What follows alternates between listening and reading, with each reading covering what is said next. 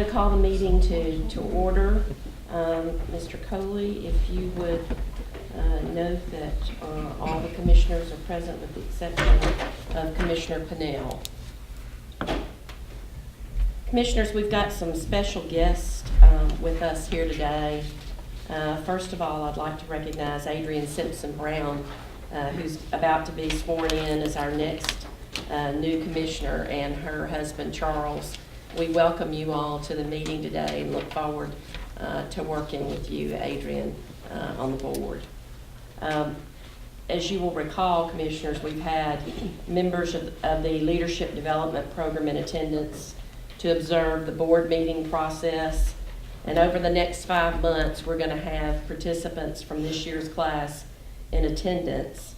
And I'd like to welcome this month's participants. We're happy to have you here. And if you would, I'm going to put you on the spot, ask you to stand up and introduce yourself and tell us where you work in KUB. And maybe how long you've been here. Yeah, that'd be great. I'm Taylor Babcock. I worked for KUB for 3 years. I work in procurement and storage, and my focus of work is in inventory management. Hello, I'm Shane Bragg. I've been at KUB for 6.5 years in the Water Systems Engineering Group. I'm currently working at Kauai and Ford Street wastewater treatment plants on the consent decree and composite correction plan projects. I'm also proud to be a member of the new engineering building project team. I'm Charles Dragg. I've been at KUB 24 years now. I'm currently in underground construction, what they call a crew leader right now, and enjoy it. I'm Eden Leo. I've worked for KUB for 5 years, and I'm an analyst in our Human Resources Department.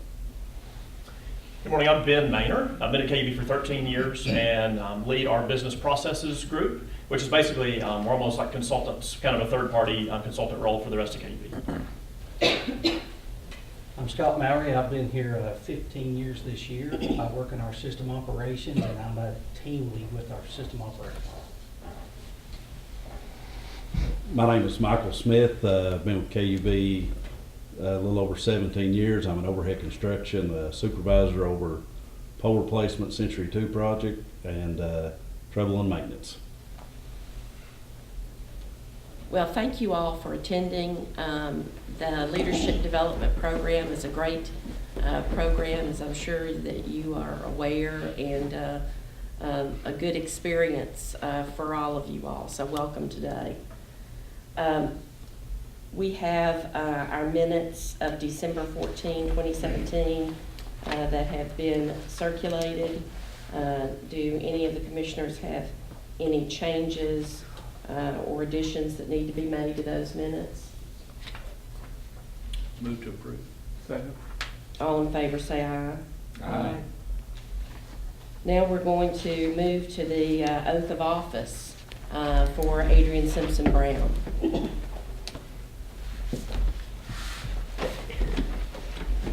Commissioners, the mayor has appointed and city council has confirmed the appointment of Adrienne Simpson Brown for a 7-year term as KUB commissioner. And I know we're all happy to have Adrienne, and Mr. Coley is now going to administer the oath of office. Please repeat after me. I do solemnly swear I do solemnly swear that I possess the qualifications required by law that I possess the qualifications provided by law for the office of KUB Commissioner, for the office of KUB Commissioner, that I will support the Constitution of the United States, that I will support the Constitution of the United States, the Constitution of the State of Tennessee, the Constitution of the State of Tennessee, the Charter of the City of Knoxville, the Charter of the City of Knoxville, and the bylaws of KUB, and the bylaws of KUB, that I do not have any contracts or business interests with KUB that I do not have any contracts or business interests with KUB that constitute a conflict of interest, that constitute a conflict of interest, and that I will faithfully discharge and that I will faithfully discharge and perform with fidelity and perform with fidelity the duties of Commissioner the duties of Commissioner without fear or favor, without fear or favor, to the extent of my skill and ability, to the extent of my skill and ability. so help me God. So help me God. Congratulations. Thank you.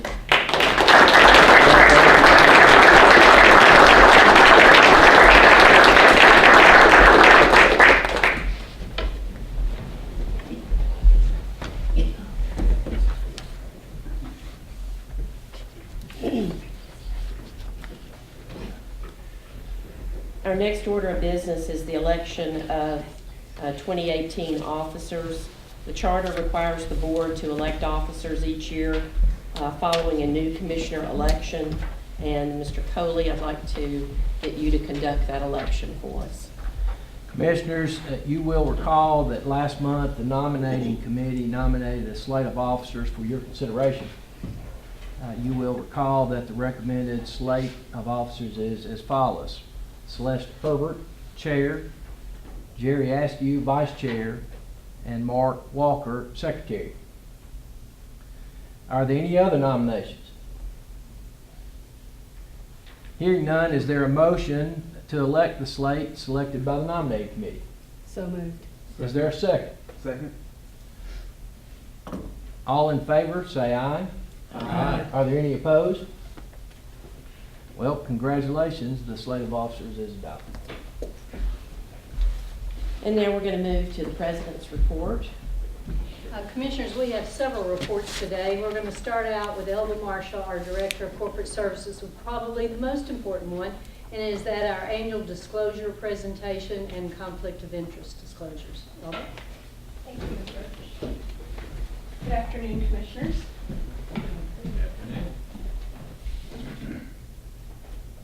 Wanted to make sure the lights weren't blinding everybody earlier. Commissioners, as you are aware, is your role as a board member, you are required to follow certain regulations related to ethics. And those date back to the city charter, Resolution 1, which is the very first resolution ever adopted by the KUB board, and general state law. A brief history provides that in 2000, this board adopted a conflict of interest to the bylaws. This was then followed in 2005 by an employee conflict of interest policy that required an annual disclosure. I'm happy to report to you today that all of our employees have completed their annual disclosure and that process is up to date. The state became much more engaged in 2006 and established an ethics committee. Because of the work that they did, it was a requirement for all municipalities across the state to adopt an ethics policy by 2007, which this board did. During a comprehensive update of the bylaws, the board bylaws were updated, the ethics section, and then most recently in 2013, this board adopted an annual disclosure for the board members, and that's what we're asking you to do today. The annual disclosure and the ethics policy aligns with statutes and guidelines and gives everyone an opportunity to certify that they're in compliance with the provisions provided. And as a reminder, that includes that none of our commissioners will be engaged in political activity, that they're not violating KUB's nepotism policy, are not accepting any gifts or gratuities, and importantly, disclosing any personal or financial interest related to KUB business. And finally, ensuring that they are not engaged in any improper use of their position or KUB resources. If a conflict does exist, there is a requirement to disclose it, both in voting and non-voting matters. Included in your packet today is the annual disclosure form, along with the policy, as well as what you filled out last year. We are asking for you to complete those today. If you'd like to take that with you, there is a return envelope provided. We just ask that you submit that by the end of January. One new requirement that was adopted into law last year and became effective for KUB in January is a training and education requirement for all board members serving on a wastewater or water utility board. And this requirement states that new commissioners must have 12 hours of education and training within the first year and 12 hours of training for existing commissioners for the subsequent 3-year period moving forward. As you can see, the topics that are covered are normal components of our board meeting, And when you look at what we do for our orientation, our financial planning, and all the other training that's done during the Audit and Finance Committee, we are confident that not only will our board members meet the requirement, they'll have an opportunity to exceed that requirement.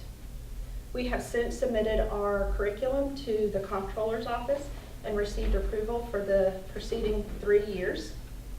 The certification process is very simple.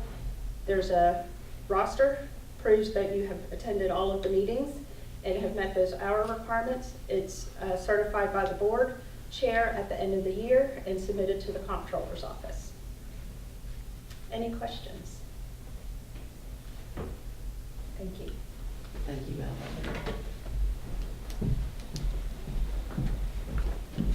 Commissioners, we're going to start out the year with a presentation by Derwin Haygood, our Senior Vice President of Operations. You hear presentations throughout the year about each of our systems, but we wanted to give you an overview of how we look at all of our systems throughout the year to make sure that we're focusing on strategies for our future. So I'll ask Derwin to do that. Thank you. Commissioners, continuous improvement is something that's just part of KUB's culture. And I want to start with a little bit of history and background.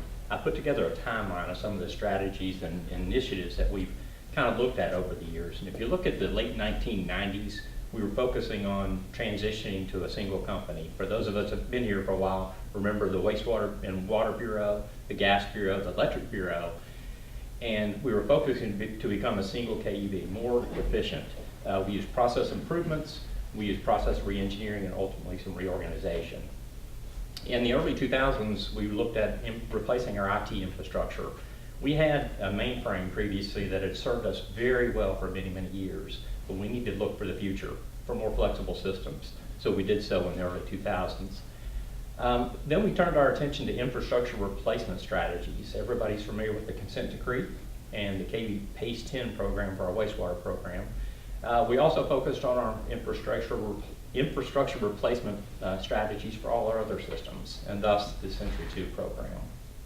We then turned our attention to leadership development, and with that came the blueprint and a few strategic initiatives on which we focused.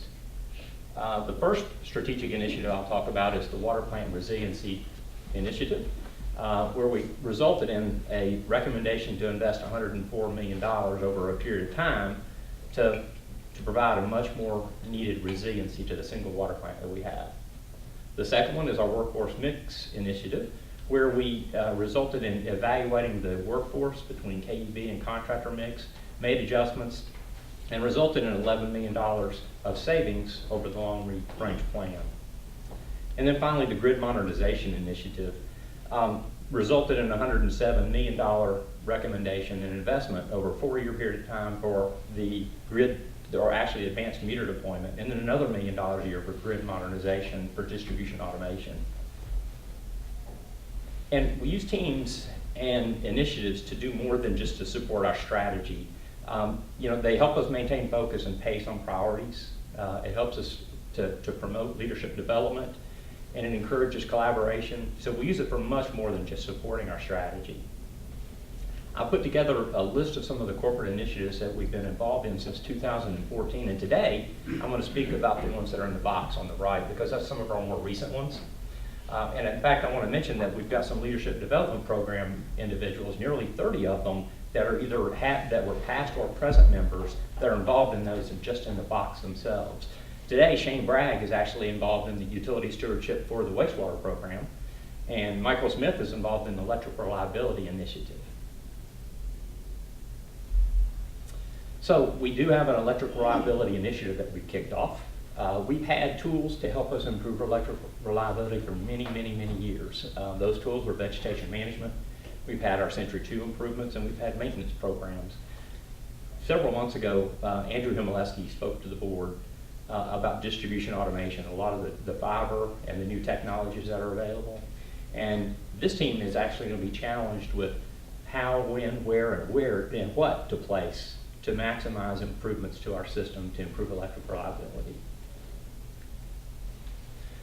We also have a grid modernization initiative related to grid modernization processes. We've talked about the technologies, but there's processes associated with it. The diagram at the top, you'll see has a typical house with a traditional meter, with a traditional monthly read, and then you have a traditional monthly bill. Well, as you know, with the new technologies and the new meters, we're getting immense amounts of data that's coming into KUB. We need to convert that data into information. So data analytics will be very critical for us as we go forward. And then our customers and KUB can benefit. I want to share with you an example of one of the pieces of information. When we just had a few meters out there during our pilot program, we had a water meter that alerted us and said, hey, there's a little bit more water coming through this meter.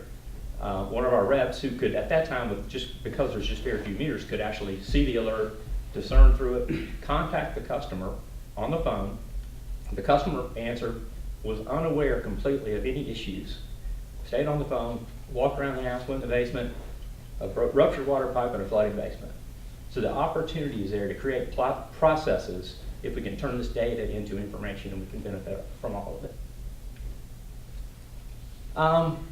We also have a customer stewardship team that we have created, and I want to mention as well, Tiffany Martin has just been named the manager of the customer experience. So she'll be working with this team significantly to look at all of our practices and our touch points, and what can we do to encourage and improve that customer experience and focus on continuous improvements. We have also created a utility transformation team. Mike Boland's just recently reassigned, and a large part of his responsibility is focusing in this regard. There's a lot of emerging technologies that's out there. There's distributed generation, there's energy storage, there's electric vehicles, and a lot of things out there that the electric industry has never been impacted by before. So we're asking this team to research and to determine opportunities in the future for KUB and its customers. We also created a safety stewardship team. And that team, we have made, as you can see the chart here on the bottom, we've made a lot of improvements in safety over the years, but we want to continue to drive those improvements. We think it's important we encourage and drive and get information from our employees.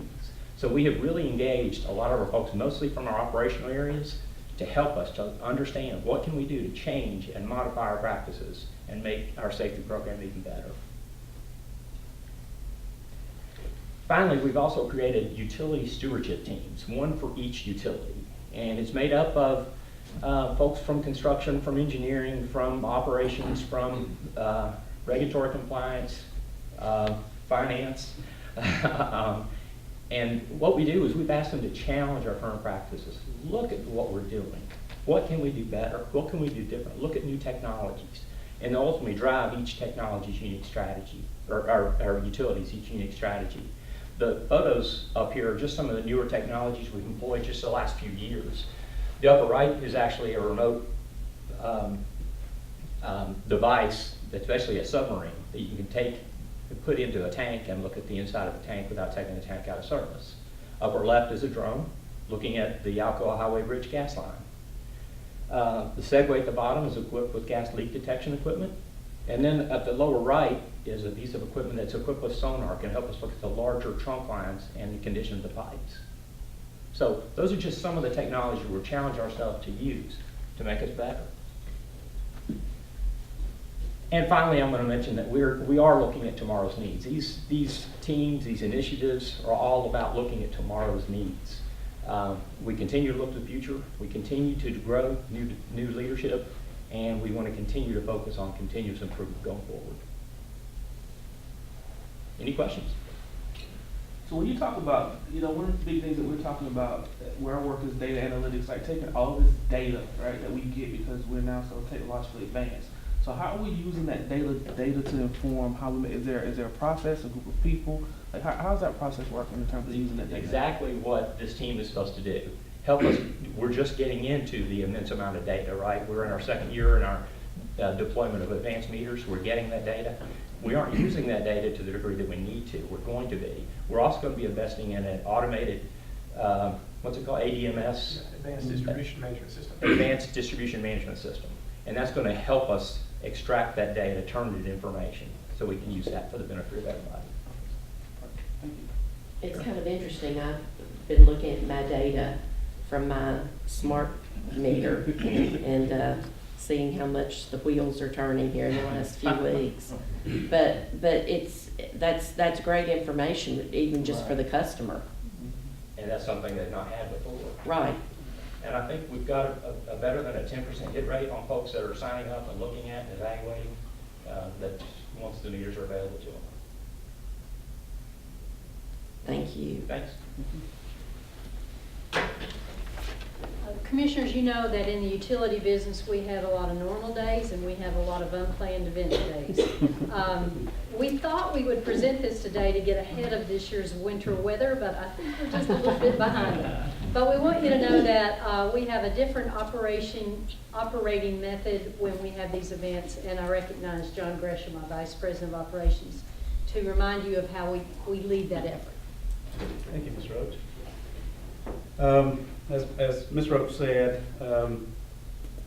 by virtue of operating 4 utility systems that cover 800 plus square miles of our community, along with that comes the need to respond to things that impact our ability to provide customer service and or operate our systems efficiently. So we are staffed around the clock to respond to those routine events, but occasionally those events grow. They're big, they're complex, and they outpace our ability.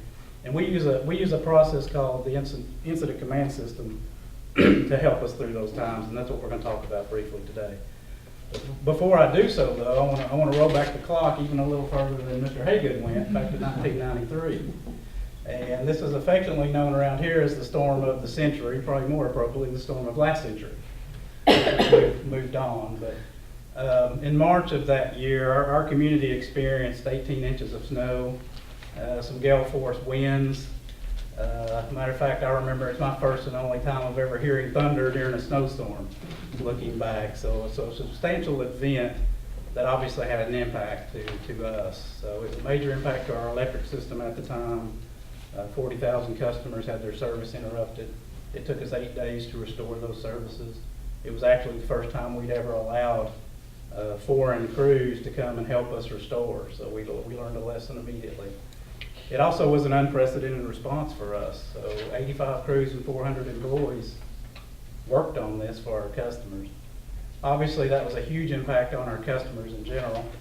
And ironically, and we've been having a debate about these statistics I'm about to say, but we took 50,000 calls from our customers in 8 days during that period. And on average, back in those days, we took 11,000 calls a year. So it was a big deal. Our customers weren't used to that kind of impact. I think everybody was just nervous and didn't know what to do. In that process, we also learned that our communications weren't what they needed to be. So across the board, internally, with our customers, and even not having a good relationship with the local media made it hard to get our message out to the community. So we quickly recognized this was a defining moment for KUB, and as we always do, we got some folks together quickly to learn from this and to improve from this, and we did that. So we did lots of good things. We won't talk about those here. So let's spin forward a decade to 2003. And that's when the federal government put together a system called the National Incident Management System. And that was born from fighting the wildfires in Southern California at the time. Obviously very complex responses, lots of independent agencies working together, so there was a need to bring all of that together. In 2005, we began implementation of the NIMS concepts and what's ultimately the Incident Command System, which is basically a framework to manage resources. So what you've got there is a standardized incident response process, defined roles, defined responsibilities. It integrates nicely in with our operational philosophies and our organizational structures. It really allows us to match resources to the complexities of these varying events. So this works well across electric, water, gas, other issues we have. It also is very scalable and flexible to allow us to address what we need to. And lastly, it works well across industries, so we engage with other responders from time to time, so it helps us talk the same language with those folks. The picture you see there is actually a group of us working in May of 2017 on an electric storm, and those are very non-traditional folks working on non-traditional roles, and we'll talk about that. So how have we benefited from this? Here are some examples of how this has helped us. First and foremost was the McClung Warehouse Fire, if you will remember, in 2007, a very large event for the Knoxville Fire Department. We were a small part of that, but we were engaged, and because we were ICS oriented, we were able to plug into their command post on site, talk with them about what they needed from a utility perspective, and most importantly, make sure and reassure them that we had ample water to provide to them to fight that fire. And at the end of the day, that period was a historic peak of delivering water from our water plant. So it was a big deal. You can see their command post here, how we arranged and plugged into that. An isolated event that occurred in 2017, if you'll recall, was there was a sinkhole open up in, I guess, what's the northbound lanes of Alcoa Highway. Got to orient myself. Which impacted TDOT, KUB, and end of the day, UT Hospital is right at their front door. So we had a large effort there. You can see the picture of the hole and our folks working. We actually have a mobile trailer that we can use, and our underground construction department pulled that out on site, and it became our command post in that localized event, and gave a rallying point where folks knew where to come get us, and our folks knew where to go talk. So it helped us in the field. The last two examples are what we do more routinely, and this is when we have severe storms and or impact like we've had the past few weeks with significant water breaks. So what is ICS?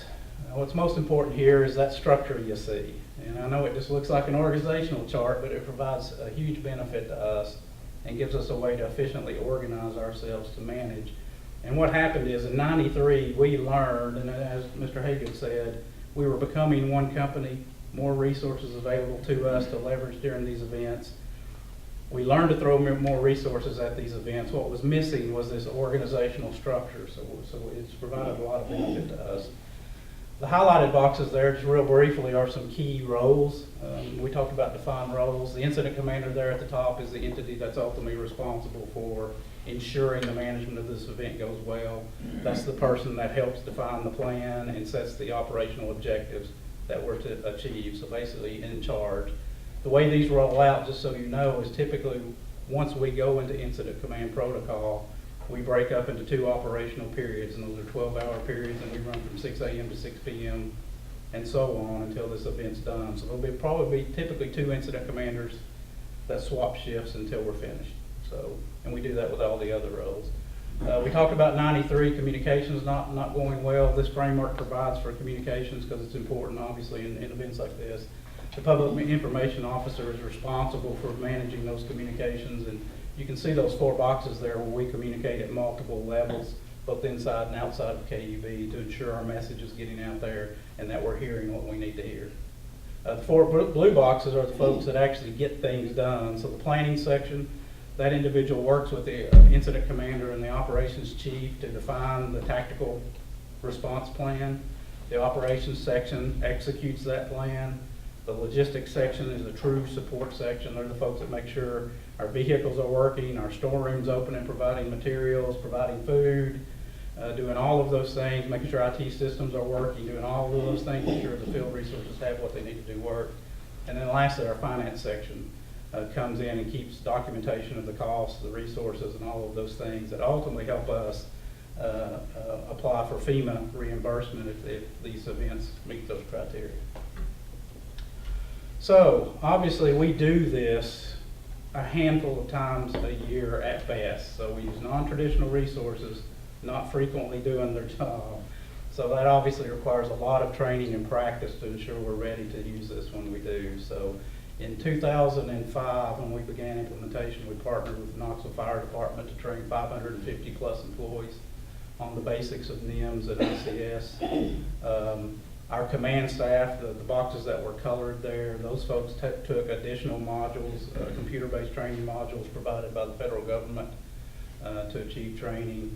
And then we have annual training. For instance, our damage assessors, those folks get annual training. You can see the damage assessors. There's Mike Smith, I think, that you might. And they're training our damage assessors. We do that every year, and those folks have to qualify. They have to pass the test to be able to do that job. And then lastly, we do mock exercises. So you see a couple slides here where we're practicing what we do. We do that for 2 reasons. We practice new process improvements to make sure they're sound. And then occasionally we'll do an exercise just looking for new improvements. And so that goes well. And then lastly, we're always seeking continuous improvements. KUB is a learning organization. And so after every single event we deploy, we have a debriefing. We bring folks together and we talk about what went well, what went not so well, and what can we do to get better at it. And part of that process, we really learn the value of documentation. Again, as folks don't do these jobs often, we have learned to create checklists, task lists, standard operating procedures, quick reference guides. They're all collected in a single place, so once an employee gets assigned a role, they can go there, they can pull those documents, and they get up to speed very quickly and do things consistently. So a lot of work in that area. So what does all that mean? Well, what that's meant to us is improved response. So we have an organizational focus on the incident now, lots of resources focused on these things to rapidly get them done. It allows us to coordinate those non-traditional resources in a consistent manner. Timely communications, we can't over talk about how important that is. And ultimately what that's manifested itself in is a very methodical process that we go through to deal with these events, which has helped us. And the chart on the bottom is intended to demonstrate our improvements over the year. Storms are hard to compare, right? There are different aspects and characteristics to each event, but our baseline was the 93 storm, 40,000 customers, 8 days. April 2011, 75,000 customers, 7 days. June 2011, which is our new storm of the new century, I guess the way to put it. Big event, 127,000 customers impacted. This one's unique because on June the 21st, the storm came through, got 127,000 customers. We worked for 2 days to 2.5 days. We were feeling real good about the restoration and where we were. And on the 23rd, another front came through that had a tornado. And they took another 40,000 customers out. And it was a bit demoralizing because our crews were going right back out to the same places they were 2 days ahead to rebuild what they just rebuilt. But end of the day, 7 days, which we feel real good about. And then 2 more storms that are more along par with the blizzard there, which we really feel good about. We've got those done in 3 and 2.5 days. So we really feel this ability to logistically organize ourselves through ICS has made a huge impact on what we do.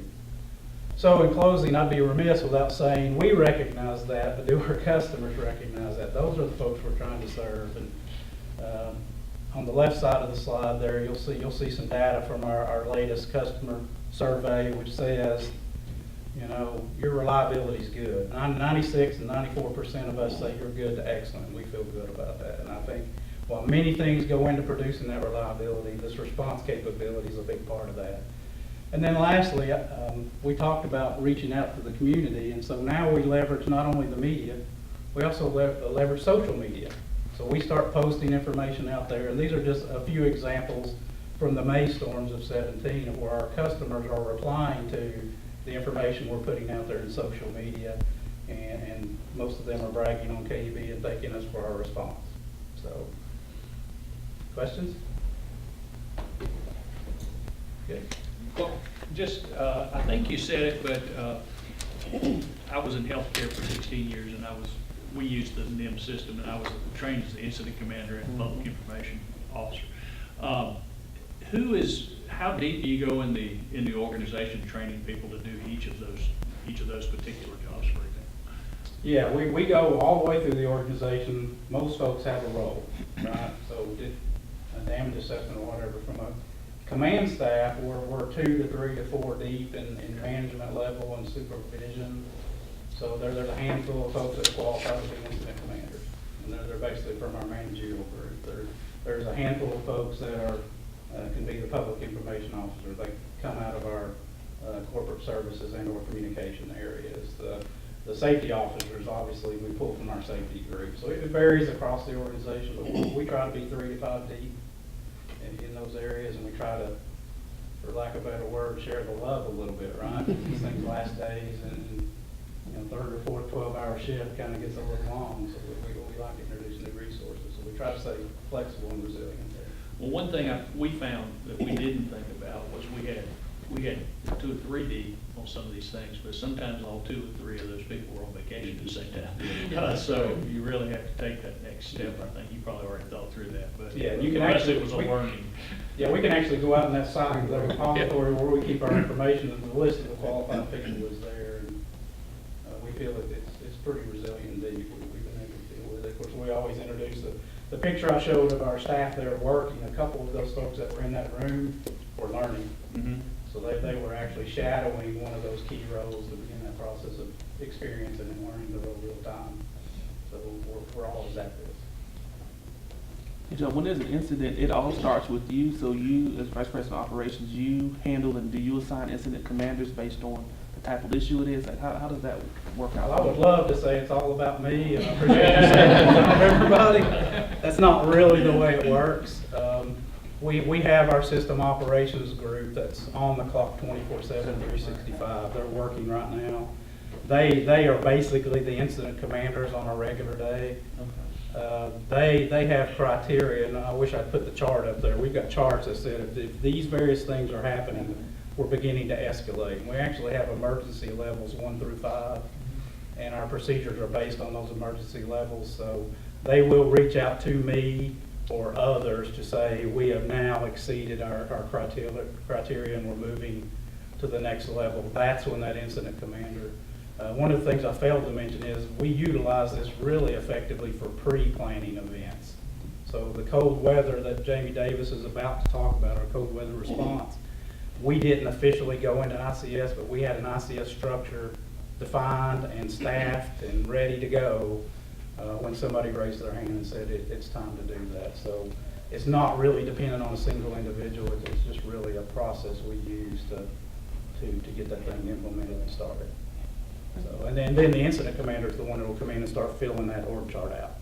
And they know who to draw names upon, and we start making those phone calls. And Jamie and I and others, we've called each other at 2 o'clock in the morning very often and say, I need you in here as a, XYZ role, and that's the way we roll it out. So we feel better about that. I'm not always here either, so I hate to be the person dependent on that. So, great question. All right, thank you. Commissioners, one of the greatest things about KUB is the employees that we have that want to help when we have incidents like this. So it's not hard to get people who are willing to be trained, to have this responsibility during these events, and who will work many, many long hours, many, many days in a row, because that's just what they do, and they want to do that. We've actually been having some incidents that have required a lot of work, and I'll recognize Jamie Davis. Jamie is currently the manager of underground construction, and in the last 10 days, I guess, the most impact has been the cold weather and its impact on our water system. So I'll recognize Jamie to give you a debrief on that. Yeah, thanks, Ms. Roach. And just as soon as you think you don't need what John talked about, we have the weather that the new year brought into us. We don't have to go very far than the walk-in this morning to understand it's been really cold. And when we have temperatures like we've had, it presents some challenges on our utility system. And Ms. Roach is right, the biggest challenge has been on our water distribution system. And I'm pleased to talk to you today about how those systems, all of our systems, as well as our employees have kind of fared with these most recent events. So as the New Year's comes in on New Year's Eve, it presented us with 7 days of sustained freezing temperatures. Those first 7 days of the years, we didn't see above freezing until I guess it was ultimately the 7th. Average sustained lows over that period of time for 28 degrees, average low of 13, and 3 of those days single-digit lows. When we have that kind of temperature sustained below freezing, those conditions, what we usually see is the opportunity for increased main breaks. So to really parlay upon what Mr. Gresham was talking about, seeing that forecast down the road, we took the opportunity to say, what is it that we may be required to do in underground construction? The organization may not have to go into ICS mode, but underground construction may have to do something different. And what we did was we instituted and told our folks up front, say, hey, heading into the New Year's, we may have to institute what we call our cold weather emergency schedule. And what we do is we flip the department on 12-hour shifts, 7A to 7P and 7P to 7A. The entire department goes on a full day shift, a full night shift to be sure we have the resources on site to be able to respond. Well, we were glad we put that in on Tuesday, January the 2nd at 7 a.m. because on that day we started having 21 main breaks in a 24-hour period. Now, that is very atypical of what we have. Usually we'll have maybe tops a couple main breaks a day over that 24-hour period, so 21 really was atypical. Over the course of what began the event, ultimately lasted through the 10th of the month, because as those temperatures both freeze and then ultimately thaw, create those ground conditions that cause the shifting of our pipes and the potential for breaks. Where we ended the whole event was over 95 repairs made on our water distribution system, with 80 of those being main breaks. You know, the cold, being out in the cold it's brutal. I mean, even just walking inside today, very, very cold conditions, but imagine introducing water into that environment as well, and it really takes it to a whole new level. One of our crew leaders, who had to stick his hands in water into a dish to find the pipe in order for repair, said he felt like my hands didn't warm up until the next day, kind of thing. So we have situations in which our crew leaders are working in very brutal temperature conditions. Very pleased to say that even with all the repairs that have been made and all the conditions, it really didn't hamper our ability to deliver water to our customers, except for those who indeed were on a street or a block in which did have an outage and are main break in their neighborhood. And even though no outage is good, they were localized, impacted small amounts of customers all over our system, and then the repairs were made fairly quickly, depending on the particular type of break. One particular break, though, was pretty interesting in what it presented to us. What you got here in the picture is the overpass at Gallagher View Road that goes over I-40. Earlier this particular day, one of our water engineering employees noticed coming in on the eastbound side of I-40 that there was an icy puddle becoming an icy mound in the emergency lane. What we realized, and what he was aware of, is there's a main that travels underneath this particular bridge, and wondered if the main was indeed leaking. So what you see is we coordinated with TDOT and said, when can we get out there and make that repair? Well, luckily for us, and helped us out a ton, TDOT was actually going to close down the emergency lanes on both sides of the road that evening in order to make some pothole repairs that had developed. So they said, hurry up and get out here, and we'll let you take a look at that pipe and see if you can make the repair. So this is one of our crews, water crews, that was up on top of the bridge. We're going to be able to hand that cord that you see coming down as an air compressor hose for an air wrench to be able to assist in the repair. As you can see in this picture, one thing that we also had to call for was to get overhead construction to help us get up in the air. We're usually on the ground, we're not in the air. And so we called upon our friends in OHC to help us out to get up in the air. You'll notice that icy puddle that is now becoming an icy mound there in the back is kind of shiny, kind of hard to see that picture. We appreciate OHC's help in getting us up in the air. Underneath that bridge is that pipe. You can see it there. The leak was an air valve that is on top of that pipe. It had become really just as a drip. But in these conditions, with the brutal cold there, it became ice very, very quickly. And you can even see that it began to aggregate on top of that piece of cable that's really part of the pipe hanger there. And then in this picture, you can see our crew leaders making the repair. Actually, on the left is David Jablonski, a lineman foreman, who operated the bucket for us, who helped us get up there. And on the right is Brad Carville, one of our crew leaders in underground construction. I'll point out a couple of things. One is, notice the splatter on top of the roadbed there. Obviously, that was a little bit of water spraying on the gentlemen as they were working. The silver and blue device was ultimately a clamp we put on to repair that. You'll notice there's those bolts and nuts there. We use that air wrench to tighten those up. After using that for about a minute, it froze up and couldn't use it. Our backup plan is a battery pack one. It froze up in about 2 minutes.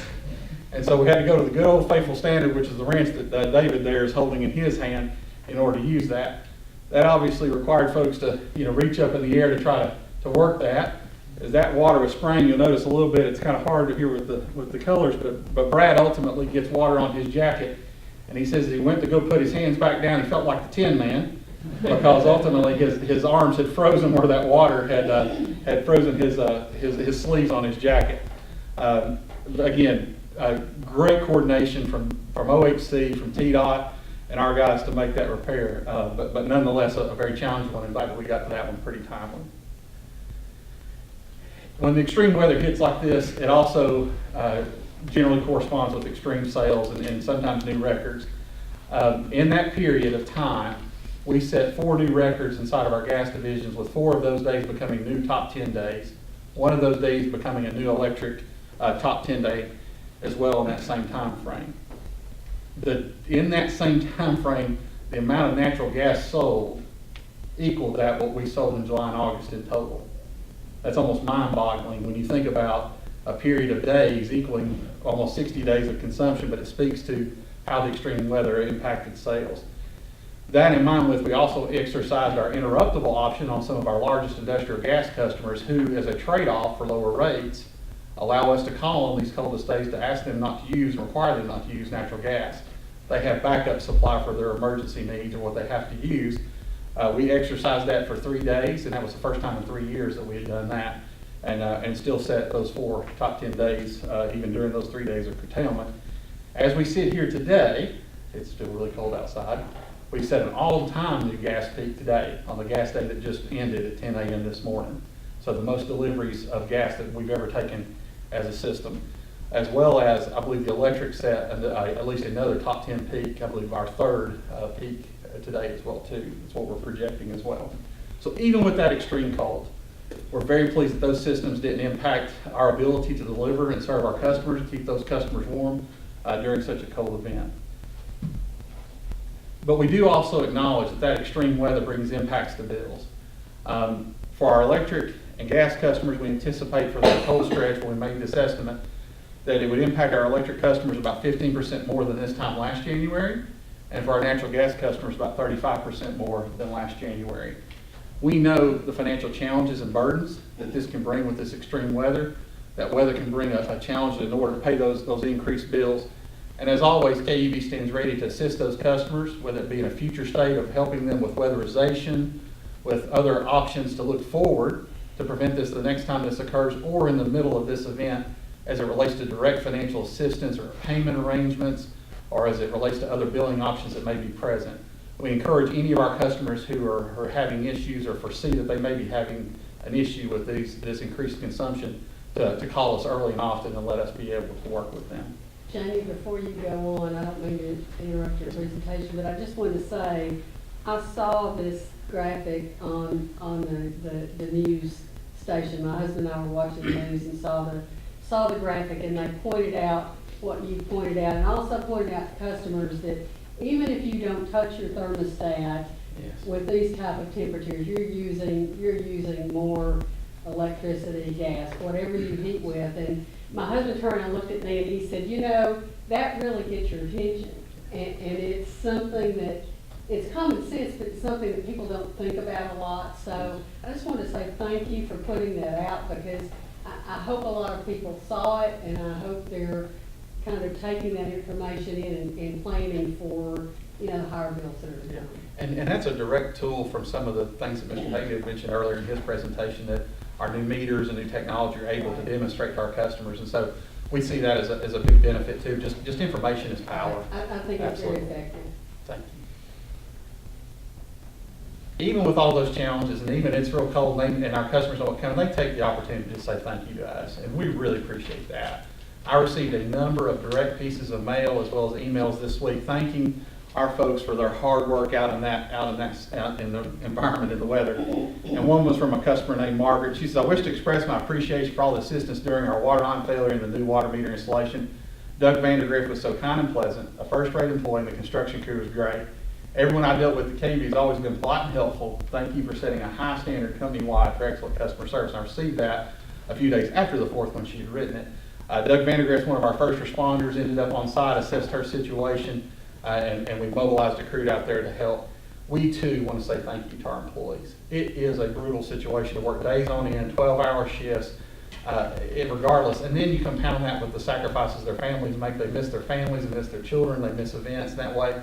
And so we want to say thank you. And I feel privileged that Chuck Dragg's with me today, one of my foremen in underground construction. I believe Chuck worked night shift, is that right? Yeah. I thought so. I just want to say thanks to Chuck personally here today, and Chuck can take that back to Jackson Avenue for us. But as a company, we really do appreciate our employees and the sacrifices they make during events like this, and we appreciate the opportunity to share their hard work and effort. Any questions?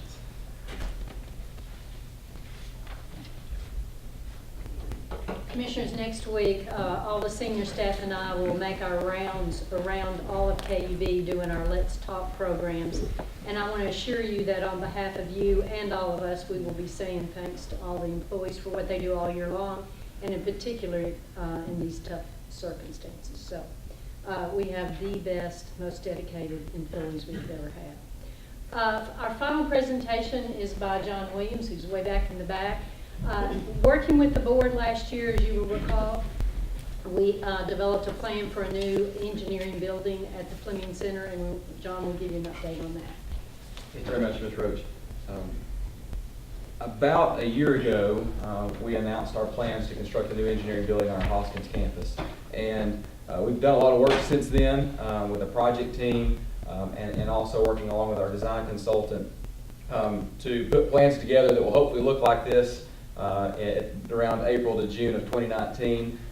This is much similar to what was originally shared, but with the final concept design that was built out, and as well as the construction design. Just wanted to point out a few updates since that point in time, much of which were really intended to put ourselves in the best position possible to achieve LEED certification, which is an environmental and energy efficiency certification for this particular project. As you recall, this project will add on to the existing engineering operations building through a connector and will match in much of the architecture that building with some additional new design features. In this rendering, there's an additional area for green space. There will also be additional parking for electric vehicles, charging stations, in addition to those just for our KUB fleet, but also for anyone visiting or working at our engineering building. We've also committed to putting a rooftop solar array on top of the new engineering building to help offset some of those energy charges that will be there. With that, the building efficiency itself that we're putting in there with modern technology obviously is significantly better than what we've had in the other building. But with that solar will help offset somewhere between a third to a half of the energy consumption for that building, which will be a good thing. We've also added into that connector area an opportunity for both buildings to enjoy that connector area with additional break area room and things of that nature, so both buildings will enjoy that moving forward.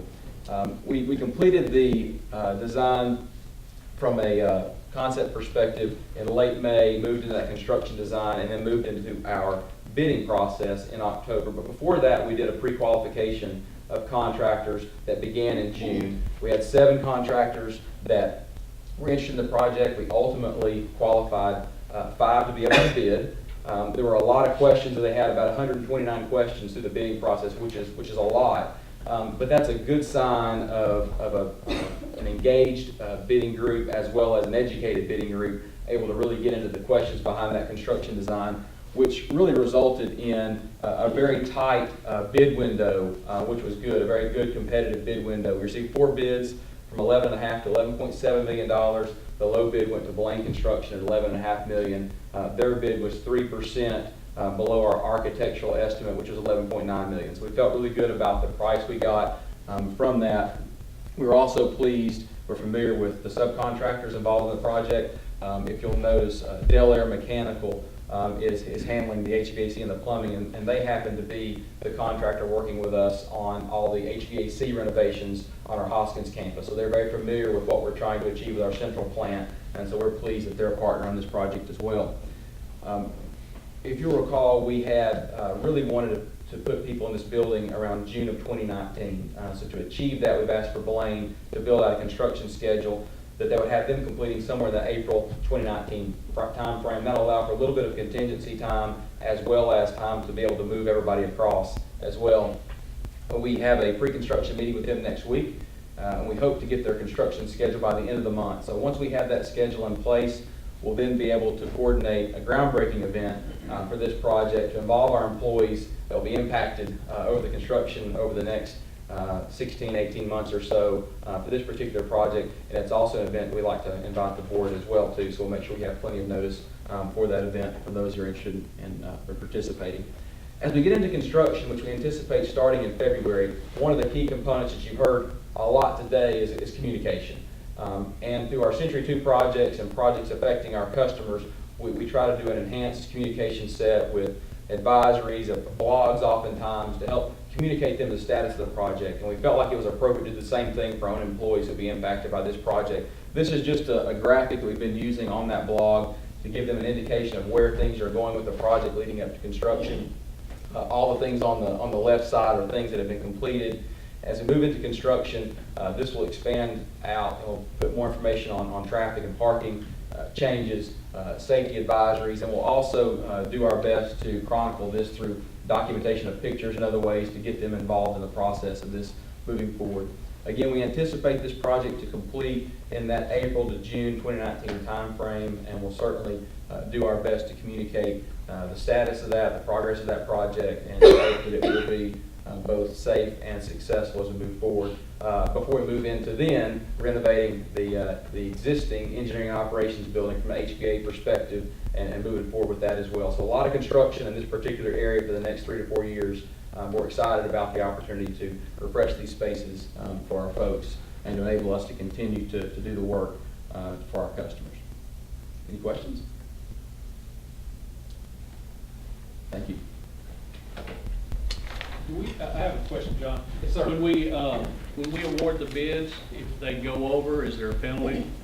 There are penalties in place for time, and there's even some penalties in there for the achievement of, if for some reason, from a lead certification perspective, that's important to us. There's things in there with that. A lot of times, it's just a change order process if there's unanticipated things that are there. But one of the beauties of having the bid process that we have in place is it's really on them to be able to do the work to that price.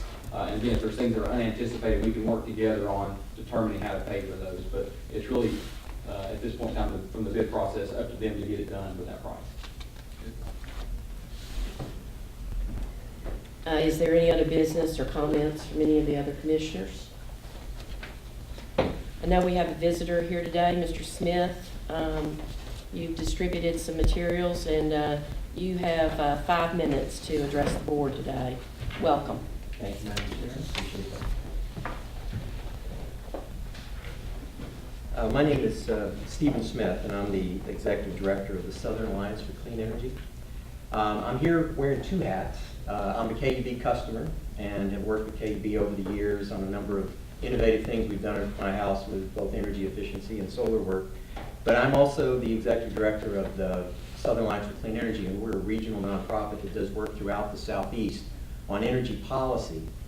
I've done a lot of work over the years with TVA and currently serve on TVA's Regional Energy Resource Council, which is an advisory group, a FACUS, Federal Advisory Act Committee, a sanctioned group that advises the TVA board.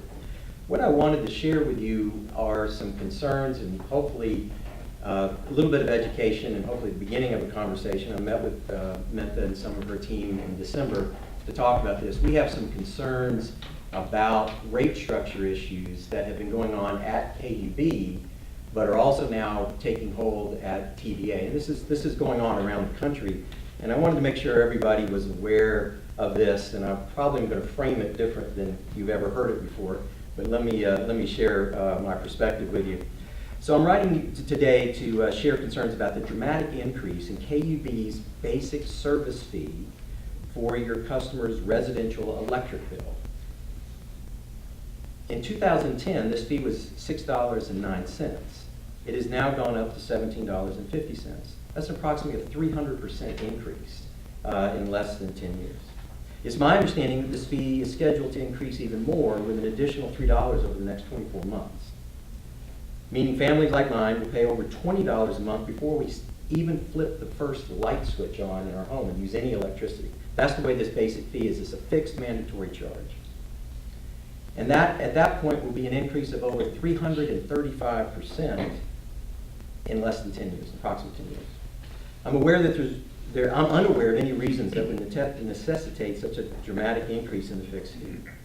And this has important negative financial implications or consequences for low-income customers and low electric users like senior citizens. The increased fixed fee also negatively impacts the economics of energy efficiency investments and financially hurts those who invest in customer-owned solar generation and other forms of distributed generation. Because basically you're putting all the charge in a fixed fee and instead of being in the volumetric rate, which is where you get most of your reward on the economics when you make these investments. I think it's timely to have a discussion about this because not only is KUB making these changes, but TVA is now proposing that they're going to add fixed fees to the wholesale rate that is then likely going to get passed through on to KUB customers. This is going to accelerate this trend and further, I think, exacerbate these problems. I'm asking that the board take the following actions. Freeze the current plan to further increase the base service charge for KUB's electric customers. Ask the staff to engage with KUB stakeholders and other interested parties to more fully understand and balance the financial needs of KUB with the unintended consequences of this excessive mandatory fee. Consider reducing these basic service fees after completing a cost of service study, which I understand is underway, that properly allocates the cost to customer class and sends the proper economic signals to customers. And I also request that KUB staff oppose TVA's efforts to impose a mandatory fixed fees at the wholesale level. There's no reason for that. TVA can collect its rates through volumetric rates, energy usage rates. It's the way it's done it for 90 years. There's absolutely no reason why TVA needs to put a mandatory fixed fee on the wholesale rate. And that's a very active discussion that's going on right now. It is my hope that, and understanding that at least the KUB's executive team has represented to me that it was not the intent to impact low-income customers, low-energy users, solar customers, or people that are investing in energy efficiency. This was an unintended consequence. I trust that that's the case and is not a policy directive that KUB is undertaking to basically try to stifle renewable energy and energy efficiency investments. In closing, I want to share a comment from another electric customer who has spoke out against these fees. And this is the quote. "When has it ever been the right of a company under any ethical business practices to penalize their customers for being efficient, conservative, and environmentally responsible?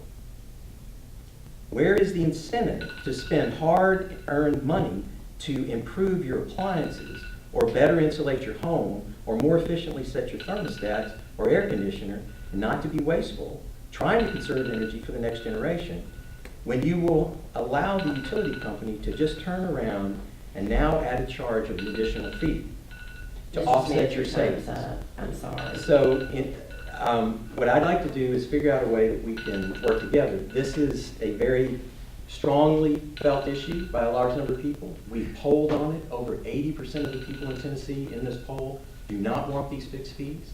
So it is my hope that we can find a way to work together on trying to resolve this issue. That's why I wanted to bring it to your attention. Thank you. Thank you. Following the adjournment of this meeting, the board and staff have a lunch session across the hall that's open to the public.